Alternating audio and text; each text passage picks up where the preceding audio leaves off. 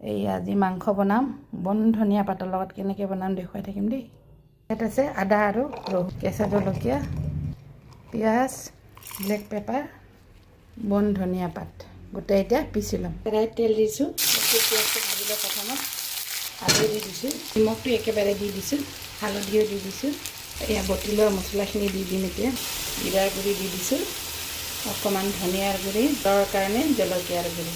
একদম মছলাটো ৰঙাকৈ ফ্ৰাই কৰি মটন দি দিছোঁ। চামুচ দৈ দি আছে, এচামুচ 2 চামুচমান দিম আৰু চামুচটো সৰু যে।